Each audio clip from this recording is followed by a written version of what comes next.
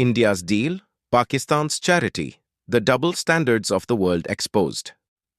When innocent blood was shed in Pahalgam, India, when the screams of the helpless echoed through the valleys, and when once again the dark shadow of terrorism loomed over our tricolour, every citizen of the nation stood united. But at that very moment, a silent yet shocking piece of news deeply hurt the sentiments of the Indian people. The news was, while the country responsible for nurturing terrorism is Pakistan, it is being handed out aid by the world's major institutions and powerful nations. In other words, India is attacked and Pakistan is rewarded. Today, we will discuss this very topic in depth.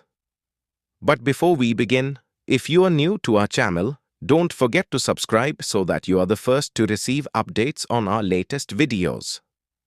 So let's begin today's discussion without any delay. This question is as uncomfortable as it is necessary. For several decades, India has been a victim of Pakistan-sponsored terrorism.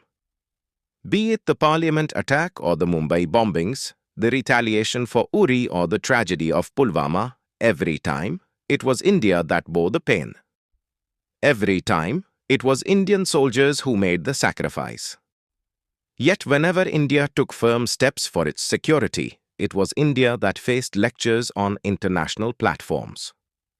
The United States, which claims to lead the global war against terrorism, calls Pakistan a strategic partner and provides it with billions of dollars in aid. Even globally renowned psychologists like Jordan Peterson have questioned America's double standards. He says that while the US lectures democracies like India, it aids countries like Pakistan that harbor terrorists. But why? The answer lies in America's geopolitical interests. Pakistan once provided the US a route against the Soviet Union, assisted American operations in Afghanistan, and facilitated US access to China. In exchange for this usefulness, Pakistan's wrongdoings were overlooked. Meanwhile, India, an example of free elections, pluralism, and an independent judiciary, has repeatedly been subjected to moral preaching on global forums. The IMF, which claims to be the guardian of global financial stability, has also shown generosity toward Pakistan. In May 2025, Pakistan received the second installment of $1 billion from the IMF. Earlier too, Pakistan had already received nearly $1 billion in loans. So on one hand, India carries out decisive action against terrorism through Operation Sindoor, and on the other hand, Pakistan is showered with relief as a reward. Under the IMF's Extended Fund Facility, Pakistan is set to receive a total of $7 billion, out of which $2.1 billion has already been disbursed. Not only that, an additional $1.4 billion has also been arranged under the IMF's Resilience and Sustainability Facility. And all of this is for a country that openly nurtures terrorist organizations within its borders, gives them political protection, and uses them against its neighbors. The World Bank, which we consider a tool for development and poverty eradication, is not far behind in handing out charity either. In June 2025, Pakistan is expected to receive around $20 billion in aid. This aid is being provided under the pretext of clean energy and climate change. But India argues that this money could be used by Pakistan to strengthen its military machinery or to provide shelter to terrorists. Historically, the World Bank has already provided Pakistan with more than $48 billion in assistance. Despite such massive aid, Pakistan's situation has not improved, neither has its economy stabilized, nor have its terrorist activities stopped. So, the real question remains, was this money truly used for development or funneled into terror networks? And it's not just the IMF or the World Bank. Both the United States and China continue to act as the backbone of Pakistan. From 2002 to 2015, the US provided approximately $40 billion in economic and military aid to Pakistan. This aid was given in the name of fighting terrorism, but in reality, much of this money was funneled into anti-India activities. China's approach isn't any different.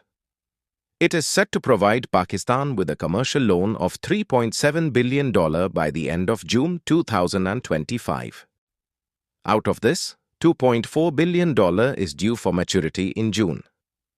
The loan will be given in yuan, part of China's broader strategy to challenge the dominance of the US dollar. This raises a critical question: how should India deal with this double standard? What path can India take to strengthen its global position and expose countries like Pakistan? The first and foremost path is to further strengthen India's economy. When India rises as an economic superpower, the world will have no choice but to listen. Economic strength is the foundation of diplomatic influence, and India is rapidly moving in that direction. The second part is defense and self-reliance. India must modernize its military capabilities and promote its domestic defense industry.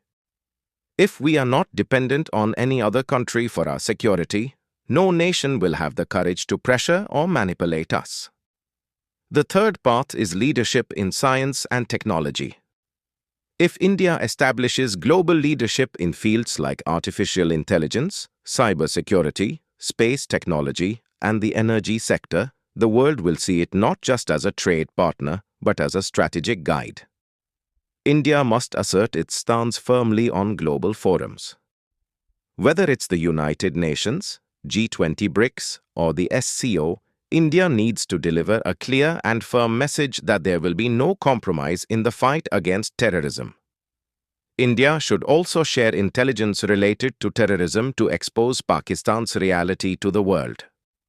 India must work closely with organizations like the FATF, which monitor money laundering and the financing of terrorism.